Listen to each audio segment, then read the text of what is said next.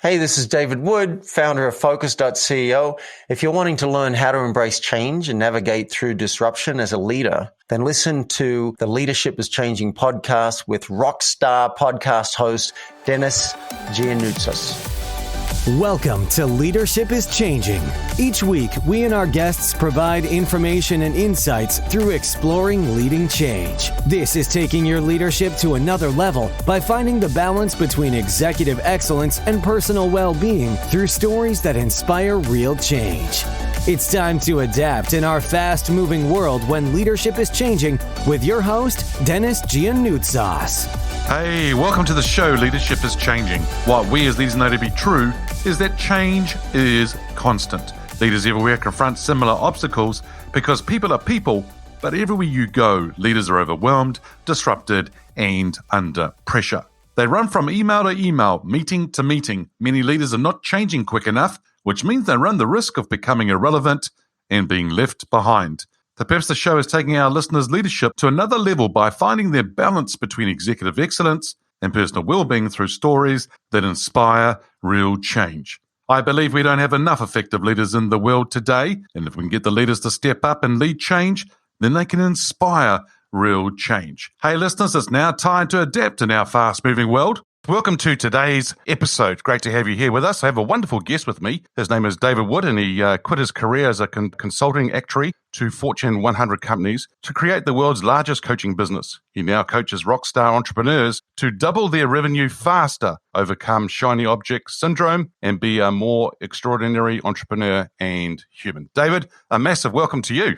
Thanks, Dennis. Pleased to be here. And I like the topic. I love the topic of leadership. Awesome. So I'm looking forward to this. Yeah, very cool. Whereabouts are you in the world today? In Boulder, Colorado. Oh, wow. Wow. And have you always been from Colorado or are you from somewhere else?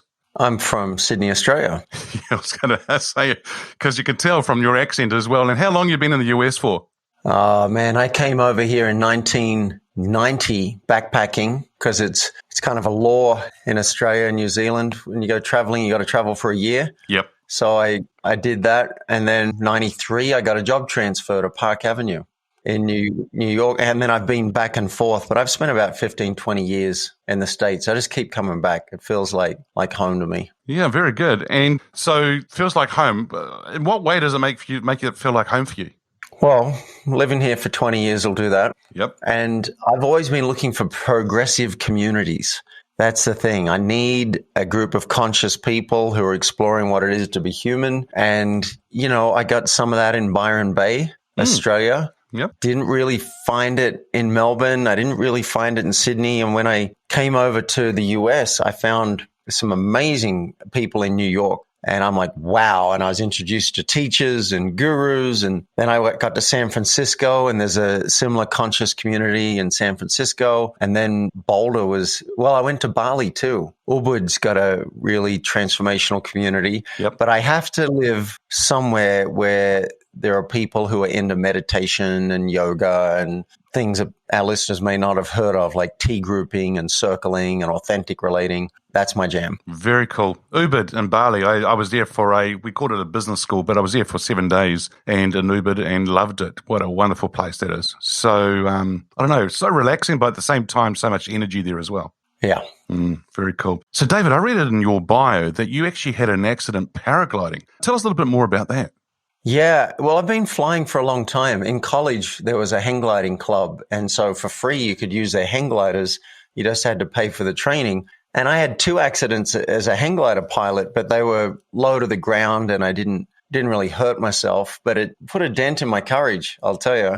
And then years later in Bali, I decided to get into paragliding. There wasn't any hang gliding in Bali. So I'm like, all right, I'll do this. But I was very nervous about flying something that can collapse. See, a hang glider is not going to collapse. It's a fixed frame. Paragliders collapse. And I always thought, why would you ever do it? But there were practical reasons to do it in Bali. So I learned how to do it. I had a full collapse at 300 feet above the ocean. And if you collapse at, say, 3 kilometers above the earth, you're fine. The higher you are, the better, because there's time to reinflate the wing. And if that doesn't work, there's time to throw your reserve chute. But if you collapse at 300 feet, you're likely dead. And so I was plummeting towards the earth, and I managed to reinflate the wing at 80 feet above the ocean. And I walked away from that one. But then a year or two later, I was in Colombia flying, and I'd nearly touched down. I was 1 foot from the ground on the top of this mountain, and a bubble took me,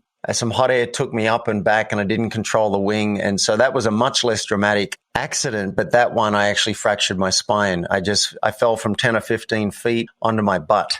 And even though there's an air cushion underneath you, I had a compression fracture of the spine and went to hospital in an ambulance. And I decided after that, I knew it was not if, but when I had another incident or accident, just a matter of time. And I decided I have to make myself watch accident videos of paragliding. And if after doing that, I'm still willing to do it, I'll become one of the best pilots in the world and be one of the safest pilots in the world. I do acro flying. I'll learn how to deliberately collapse the wing and reinflate it. I'll become really, really good, or I'll give it up. And I decided after watching those accident videos, I would like to live. I'd like to keep my spinal column intact. I'd like to keep my brain inside my skull. And so I decided to keep my 2 feet on the ground. And that was a big life decision. Yeah, amazing. So there's a few things that you've said there. One thing that I picked up right at the beginning was you said it put a dent in your courage. Now, for a lot of leaders in life, and that we go through things and things happen and their courage gets dented. And there's a saying out there, if you fall off the horse, get back on the saddle and go for it. So when you had that first experience, getting back up onto the paraglider again for the second experience or to get underway again, what was going through your mind? What was the thing that helped you make the decision to get back up there again and go for it? Wow. Well, one thing that comes to mind is I tend to lean into my fears. That's my natural orientation. Not everyone's like that. My psychiatrist said to me once, it's like you're almost counter-phobic. And I'd never heard that word, but as soon as he said it, I'm like, oh my God, that's my life. If I'm afraid of something, I don't want it to have power over me, so I lean into it. So part of it was like a stubbornness, and I'd worked out why that accident, it's called an incident if you don't hurt yourself. So why that collapse happened in Bali, it was an equipment failure. And so I figure, all right, I've got the lesson and I've learned from that. And so that's unlikely to happen again because I'll be really inspecting my equipment and making sure it's all valid.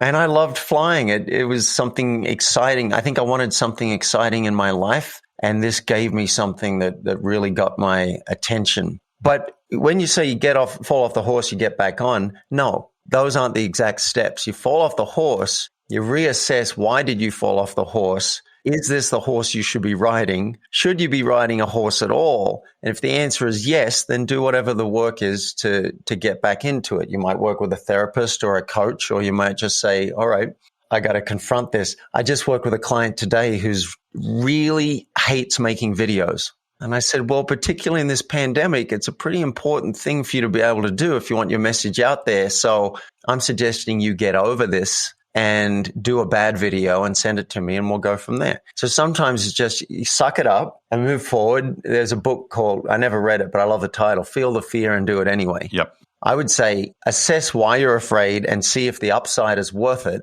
And often it is. Often we succumb to our fear and we want to stay comfortable. And that's going to lead to a life of regret. So we don't want that. But I'm also not saying just go and step off a mountain in Nepal and go up to 10,000 feet under a storm cloud. You got to look at, is the upside worth it of what I'm going to do? And too often we say, oh, that's scary. I'm not going to ask that woman out, or I'm not going to ask that celebrity to endorse my product, or I'm not going to go and speak to that group, or I won't pitch myself to that podcast host because I'm small potatoes. Like whatever it is, why would we just let feeling awkward and uncomfortable be the reason for us not to go for what we want?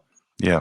Oh, I love it. That's awesome. Oh, that's brilliant. Because the thing is, leaning into my fears, I love that. And also everything else you said, because I think what a lot of leaders do, if I relate this to leaders now and to our listeners, is that what David just said here, listeners, is the fact that we just tend to sort of get on with things afterwards or if something's happened. But what he's saying here is, no, stop, take stock, reflect, think about things, understand what's going on, learn from it, and then move on from there. But yet again, I love what you said as well. maybe this is not the right thing for you to be doing. Maybe it should be something else you're doing. Yeah, there's a sweet spot. There's a sweet spot. See, because for a lot of my life, I'm just like the spiritual warrior. I'm like, nothing is going to stop me. I'm unstoppable. I was scared of abandonment because I lost my little sister when I was 7 years old. So I've got issues around abandonment. So I'd explore open relationships and I'd be dating a woman who's dating other men. And it was terrifying. But I'm like, let's go for it. I'm actually scared of heights. And I literally was 10,000 feet above sea level over the Himalayas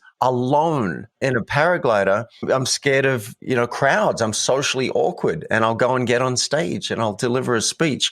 So that's good to have that in your tool bag. It's good to know that you can be unstoppable. What I did is I went too far. I think I went too far with the flying. I think I went too far into open relationships because I was traumatizing my system. It's not good for me. Monogamy is way better for this nervous system. So I learned, okay, it's great to say I'm unstoppable and I'm the spiritual warrior, but I learned humility. I learned that the universe is bigger than me and my nervous system, my body, I do not have full control over. So I have learned, hopefully, when to push and when to lean into it and when to be terrified and when to say, no, this is too much for me. I just did a film shoot on Monday. I decided to get into acting 6 months ago. And that's another example of an area that was scary because I'd been dreaming about going to Hollywood for years. I'm like, one day before I die, I'd like to give it a good shot. Well, I finally told someone about it. You got to be careful what you say. So I told someone and she said, oh, I did that. And then a week later, she called me and said, I'm going to audition for this play. Do you want to come? And I'm like, gulp. Okay. But that was an example of something I wanted to lean into. Like, let's do that. Let's be scared. But then on Monday, I did a film shoot and it was like a 14-hour day. And I want to push myself and I want to go for it and I want to be a successful actor. But I'm also realizing that is not good for this body. That is not good for me. I've had like anxiety and depression and chronic fatigue for years. So that was brutal and a good example of, okay, that was a good experience. What do you need next time? So now I'm asking directors, I want to know the schedule. I need to know the limits on it because I need to take care of my body as well. And I'm just learning how to find that sweet spot. That's excellent. The sweet spot's brilliant. David, how did you get into leadership? I was into it before I knew I was into it. And about 2 or 3 years ago, I was considering speaking on leadership. And I asked a couple of friends, do I know anything about leadership? Like, I wasn't sure. I thought with all the things I've done in my life, I must know about it, but I didn't know that I knew about it. I didn't know the lingo. I didn't know the terminology. So I started diving into leadership and I discovered, oh, wow. Back in 1997, when I did the Landmark Forum, they are training an army of leaders to go out in the world and be cause in the world. And leadership to me is, hey, over there looks way better than over here. Who's with me? That's leadership. And I even did a program called the Self-Expression and Leadership Program. And since then, I've been enrolling people in possibility as a profession. And I realized, oh, wait, I lead people in my coaching sessions. I lead an audience when I'm on stage. I've been running a company for 20 years. Now, I haven't led 2,000 people or 50,000 people. I haven't done that. But it was really cool as I went into the qualities of leadership to go, oh, I've got a lot to say about this. And I actually once sat down and wrote down my 9 qualities of leadership. And I'm sure I couldn't remember them all now, but some of them are very present. Here's the thing, Dennis. I think that we all need to lead ourselves. Mm-hmm. That's the first leadership. Yep. And so lead yourself in your self-care, lead yourself in your emotional growth, lead yourself in your career development, lead yourself in your authenticity, your integrity, lead yourself in the amount of connection you want, in following your dreams. That really takes leadership and discipline. So we're either doing that or we're not, right? We're either showing up as good leaders for ourselves or we're not. Then you just extend it to someone else. And then you start getting into the qualities like enrollment. Can you inspire someone? Can you engender trust with someone? We'll start getting into charisma and some of those things. Can you collaborate? or are you going to be a dictator? And I got fascinated as I got into it. And I was like, oh, wow, I've been studying leadership for 20 years. I just hadn't been calling it that. There you go. And then the other thing too, I think, David, is just by what you've been doing and speaking on stage and so forth and working with people one-on-one, that impacts so many other people. So there you go. There's so much we can do to impact others as well. And lead yourself and lead your self-care. Nice. Love that. Now, this person can be alive or can be from history. Who's your favorite leader and why? Yeah, I just, before we hit record, I thought of someone who really impressed me recently. And I was only in the room with him for 20 minutes, but I'm going to call him out. He's the executive director of Colorado prisons. So all prisons in Colorado. And his name's Dean Williams. And I was leading a training for prison inmates in leadership, really. We didn't call it that, but it was leadership, relational leadership. Right. And he came into the room, and my director had been trying to get him to come and see our stuff for 2 years. So this was a big deal that he took an hour on his Sunday. He drove an hour on his day off to come and sit in prison and listen to what we had. And I said, oh, no pressure, as he came into the room. And I did a reveal, which is a great leadership move. I said, I notice I want to say something profound and mind-blowing right now to impress him. But then he sat down and he started speaking, and we gave him the floor. And what a leader. Like, I was sold on him in the first 10 minutes. He started speaking about his vision, and he was transparent. He said, I want to turn around this huge ship, and I'm getting a lot of resistance. I'm getting a lot of pushback from the old guard. This is not an easy job, and I need your help. And he was speaking to each of those women inmates. I need your help. He said, by you learning this training and applying this training in your time here, you are going to cause trouble. You're going to make waves, but it's a good kind of trouble, and I want it. And you can't just rely on me to do it. I need you to help. So he really enrolled the whole room. And then he did a couple more reveals that were quite personal. He mentioned a female coworker, how there was a moment between them and a moment of celebration, and they had a hug. And he just really went into about like what that was like for him as a man and as the boss. And I thought a lot of people, particularly in a hierarchy like that, where you've got the top dog executive director, not just the warden of that prison, but in charge of all prisons, speaking to inmates. And he basically kind of got on their level and said, I need your help. And then to share something personal had me trust him more. So I even sent an email later on to him saying, I'm sold on you, and I want to support you in this huge task you've taken on. If you're interested in coaching, let me know. So he'd be my latest favorite leader because of how he showed up in that room. Brilliant how he was vulnerable, but that's massive. And also to enlist them to actually help him move his leadership team and help his leaders. Wow, that's huge. Yep. He was vulnerable, and yet he didn't collapse. Yeah, exactly. Nice. So this is a distinction that I think could be super useful for our listeners interested in being an amazing leader. And this is the distinction between, it's called the humility-dignity spectrum. And I was missing this until 3 years ago, and it's amazing. So if you think of the spectrum of where you can be as a human, dignity is a place to stand which says, my voice matters. You don't have to follow me, but my voice matters and I need to be heard. That's dignity, and that's a power position as a leader. And figure from history, we often think about Martin Luther King. I have a dream, right? Hear me out. Then at the other end of the spectrum, if there's a piece of paper, I imagine dignity on the right-hand side, and on the left-hand side of the paper is humility. Humility is a place to stand that says all voices matter. I'm here to listen. And that's also a very powerful position. And a figure from history, we sometimes talk about Mother Teresa. I'm here to listen. I may not say much, but you can lead from that position too. Then in the middle, you've got a nice balance. That's also a power position. All of these are power positions. That's equanimity or composure, where, yes, my voice needs to be heard, and I'm going to listen to everything you've got to say. And Gandhi seems to be a nice figure from history, where had a voice, listen to my vision, and I'm going to listen to everybody. Now, there are two positions you do not want to be at on this spectrum. If we go past dignity on the right, we go past my voice matters into the shadow of dignity. These are not power positions. We need to know what these are so you can catch yourself and go, oh, that's where I was in that meeting. And in the shadow of dignity might be things like arrogance, I know everything, domination, dictatorship, railroading, shaming people. And I would say whether or not you support Trump, I think a lot of people would not see him as a real humble listener.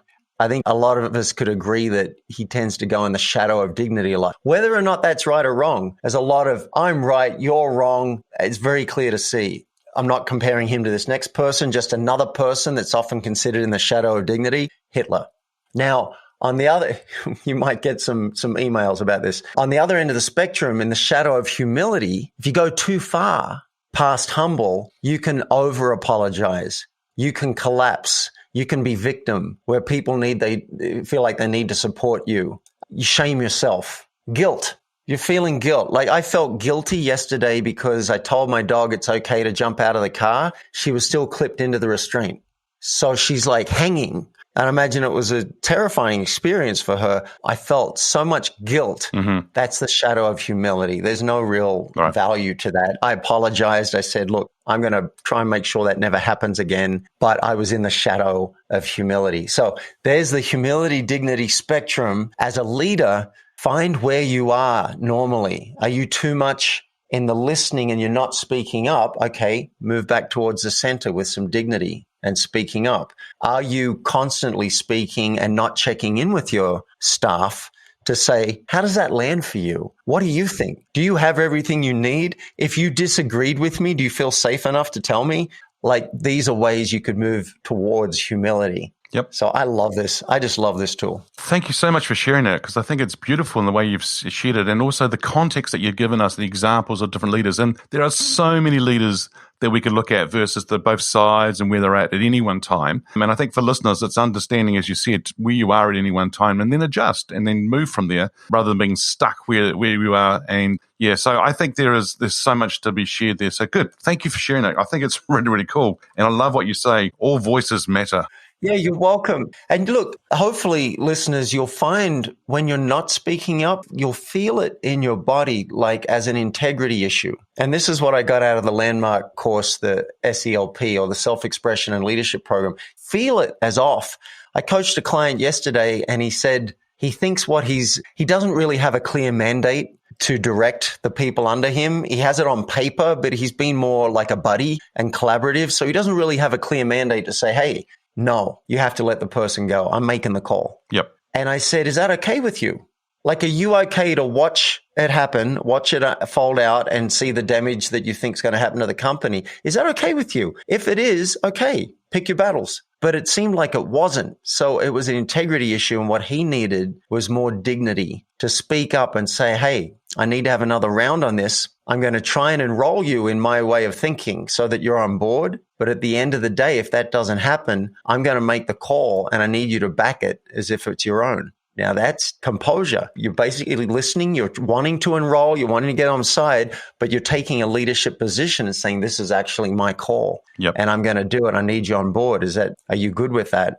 And another quick example, I noticed yesterday I was feeling unhappy with an experience I had with a doctor. Took 3 weeks to get the appointment, had the appointment. The doctor said, all right, I'll do an email with the tests we're going to do. Went on vacation for 2 weeks. Oh. Never got the email. I realized I'm not happy with that. And here I am not speaking up. So I was in the shadow of humility. I was like, I'd already said, hey, I'm looking for the email. And they said, sorry, she's not back for 2 weeks. We apologize. But I needed to say more. I needed them to know the impact of it and that I felt let down and I needed to make a request. So that was me moving from the shadow of humility back towards dignity. Now, I'm not being overbearing. I'm not insisting on anything. That doesn't feel right for me. I just needed my voice to be heard. So there's a little micro example. And hopefully, listeners, you'll feel it in you like, wait a minute, I need to speak up on this. People don't have to do what I say, but I need to be heard. Yep. David, I think that the reason I had the tumor that I told you about before was because my voice wasn't being heard and I wanted to have something and then a result of that, right? And so one of the reasons for doing this podcast is to have that voice being heard, but also having my guest's voice being heard and helping our listeners create those skills and capabilities to be able to have their voice being heard as well. And hence why I started it. Yeah, I love that. Self-expression is such a high value for me. Just be you in the world. Can you be more of you in the world? And that takes some skill. It takes some art. But I'm writing a book about it right now called Mouse in the Room, because the elephant is not alone. We need to spot these other animals in the room and name them so that we can be seen and heard. In fact, in that email that I sent today to the doctor, I said, this is in service of me feeling seen and heard. So they understood why I was doing it. Yep. I wasn't trying to make anyone feel bad. It was just like, that's a value in and of itself. Just be seen and heard. Life gets better. Generally, Yep. life gets better. That's cool. Very, very, very, very cool. The show, as we said before, where leadership is changing, so that's the title of the show. When we talk about the title or that saying, or what does it mean to you? What comes up for me, and I read your question in the pre-interview stuff. You know, the classic thing, and this might even be cliche by now, is that leadership used to look like someone who had all the answers. I think that was more an authoritarian style of leadership. And I think my understanding is that it's been moving more and more to a more collaborative style and a less hierarchical style. And the best leaders today might be the ones who don't have the answers, but they have the right questions.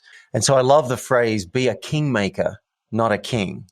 I love it. That's how I think that's one way. I have another way, but I'll stop to see if you want to say anything about that. I like it. Be a kingmaker, not be the king. Is that what you're saying? Yep. Yeah. That's very good. And I also love what you just said there. That's really, really important here, listeners. Leadership used to look like someone who had all the answers, but it's not actually that. It's actually not having the answers, but actually having the right questions, or having the ability to ask quality questions. And I, Dave, what I say is that the quality of your life, your business, and everything you do comes down to the quality of questions you ask. And I think there's a lot of leaders who don't know how to ask those questions, or there are people in life, in business, that make statements. And if you look below that statement, there's no substance. But leaders people aren't asking questions to go, well, actually, what does that mean?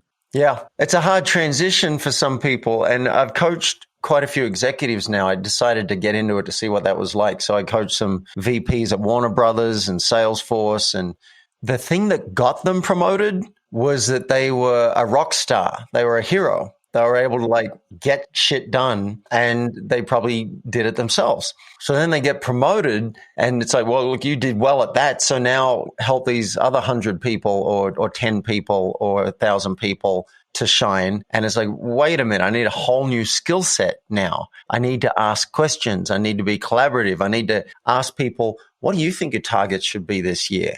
And then this month, bring them to me. We'll work them out. We'll pick something that's a stretch for you. So I think for people who are used to, and I'm one of them, I love having the answer. I was always that kid in class. I love having the answer. So it's a constant challenge for me in coaching to not give my opinion or the answer, and I don't always succeed at it. And I'll flip it back and say, what do you think? Like my client today said, I don't know what's next this week. And I said, well, if you did know, what would it be? Or what's one thing that has to happen very soon? And then she was like, oh, okay. And then between us, we managed to come up with it.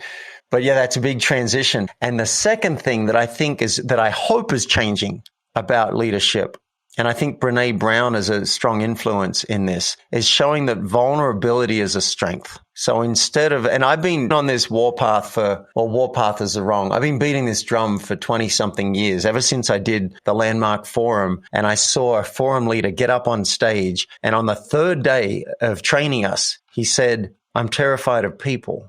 And firstly, I was like, wow. You've chosen this as a profession and you do this out of service, even though you're terrified of people. So it blew me away. But secondly, I was like, wait a minute, you can say that? You can say that to a room full of people? My whole life, I've been hiding stuff like that, not even admitting it to myself. So since then, I've been constantly telling on myself. I tell about anxiety and depression. I talk about using substances like sugar and TV and video games and cannabis and alcohol to try and change my state and feel up. I try and tell on myself as much as possible, and ideally from a place of dignity and not shame and guilt and collapse, so that other people can get that it's okay to be how you are. And a classic example, and I think this is from Brene Brown, you're not going to go to a boardroom as the CEO and say, we're running off a cliff. I'm freaking out. We're going under. We've got no plan. You're not going to do that. You do that with your coach. You do that with your close friends, with your therapist. And then you go to the board and with dignity might be something like, some of you may be scared in this current climate. I wouldn't blame you. Sometimes I am too. We don't have all the answers yet, but we are working on a plan, and together we will find our way through. Right? So you find your way back to dignity. So I hope and think that that's a transition that's happening, that people are being more real as leaders. They're sharing more so that people can be more connected with them and trust them and go, oh, you're a real person. Yeah, no, great. I think that's so strong what you're sharing there. Listeners, I hope you're taking lots of notes. If not, hit rewind and make sure you're taking this in. It's really good. Now, David, we're in a fast-paced, ever-changing world. And what makes a leader successful today in that kind of world? What do you think it is? Okay, what's coming up in this moment is, one, you need to know where you're going. So you need to have a vision. Hey, or you can co-create it with your team. That's fine. You don't have to generate it yourself, but you have to be clear on where you're going. Two, you have to believe it's possible. If you don't actually think it can be done, you've got some work to do, because who's going to follow you off that cliff if you don't think there's a soft landing? And then three, we need to enroll others in that vision. Over there is better than over here. Who's with me? That's the essence of enrollment. And who knows what they need to be inspired? Who knows? Maybe they need to see the grander scheme. Maybe they need to see the ripple effect of who you're going to impact. Maybe they need to see that they can be excellent at this, and that's their highest value. I don't know what it's going to be, but you need to find a way to get other people on board so that they want to do it, even if you disappeared. In fact, in the self-expression and leadership program, you have to create a project, and then you have to enroll a leader to take over from you. So if you can get people enrolled such that if you didn't show up or if you were sick for 2 weeks, they would keep going, then I'd say your job's 90% done. That'd be great to be able to do that. Very, very cool. And then just a couple more things that are popping into my head. I once heard a speech from a UN weapons inspector, and it really stuck with me when he said, anything worth doing is worth inspecting. And so I think there has to be accountability. So people have to know where they're going. Each person should have their targets. And then someone has to be tracking it. Someone has to know if that's not met or if they're behind or whatever. Someone has to know. It's a bit much to expect people to be completely 100% self-driven, and you'll just find out at the end of the year if they did it. That's a lot to ask for. And I used to kind of be in fantasy land thinking, oh, that could work. But anything worth doing is worth inspecting. So someone has to know if it's not happening, and someone has to see and call it out when it's going well, or even if it was a really good try and it didn't happen. And so acknowledgement, like I know money's important, but I don't know if it's more important than feeling seen and validated and valued and acknowledged. So that has to happen. And each of these things that I've just mentioned can be systematized. You can build systems in. You can build it into your weekly meetings. When I do my group coaching calls for my Samurai program for business owners, I'll start with, what are we celebrating? And even if everyone's got to go, even if it's like I showed up to this call or I got out of bed, you're going to celebrate something. So you can build the systems in. And reporting. You don't want to chase up people all the time. That's disempowering. I don't think that's dignity. I don't think it's humility.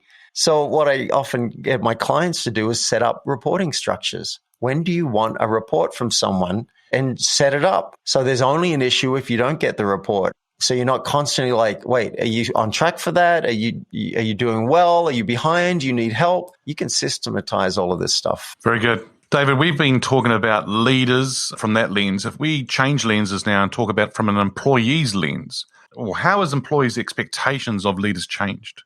I don't know. I'm not talking to a lot of employees. I haven't done a study on it. So I read that question. I thought, I don't know the answer. What I suspect the expectation is that we'll be more seen and heard and valued. I think that's what people are wanting. And actually, that's a shift that I see happening in society. Minorities that never had a voice before. There are more and more minorities now that are being heard. And now we have a value in society. Like if you're not listening to a minority, you're a bad person. So that's shifting. More and more people are getting a voice. And so my suspicion and my hope is that that's happening more within organizations, that people expect not to just to be a cog, not just to be grateful that I have a job, but no. Self-respect. Someone's going to see me, acknowledge me when I do a good job, hopefully collaborate with me and not just be what I imagine were jerk bosses back in the 50s of like, I didn't ask for your opinion. I asked for this done. It's late. I want it on my desk tomorrow or you're fired. Like, I just imagine that's a very old paradigm. I'm sure there are pockets of it, but I can't speak authoritatively on this. This is more my suspicion because I don't have the stats on it. Well, I think you're right. I think it's spot on. And when you and I are hearing this, we're hearing in the world over the last 3 years, 4 years, it's getting louder and louder. People want their voices heard. That's what's happening a lot of around the world. So we are seeing that. And I hope employers are wanting their leaders to be more real. I don't know a lot of like really top CEOs, but I was kind of Zooming with a friend of mine working for Square, and this guy just popped into the Zoom in the background and just gave a wave, and young guy, and as he walked away, my friend said, "You know who that is, right?" I said, no. He said, that's the CEO of, what was it, Square, and what's the other one? Twitter or Facebook? No, not Facebook. I forget his name even. But it was like this guy who's CEO of 2 huge companies, which I didn't even know you could do. I didn't know that was a thing. But he was doing that, and yet here he is just waving in the Zoom background, being casual, and I know he's taken out my buddy to dinner and just had a chat. So I love, like, I'm enrolled in him. I don't even know him. I haven't even spoken to him, but he seems like there's an approachability. You know, he doesn't have the walls up. I am better than you. I'm the big boss. It's like, no, we've got a job to do, but let's do it together. I hope that's part of what people are wanting more and expecting more now, because I think it's a good direction for our world. Yeah, that's good. Leadership approachability. That's nice. Hey, David, the question I got here, which is the last question here, which is, if I get you to get your crystal ball out, where do you see leadership being in 5 years? I just want to say his name because I looked him up. Jack Dorsey looks like that. That's who I was just talking about. Where do I see leadership being in 5 years? Where I see the world being in 5 years, and I'd like a chance to plug my book a little bit because this is why I'm writing it. More transparency.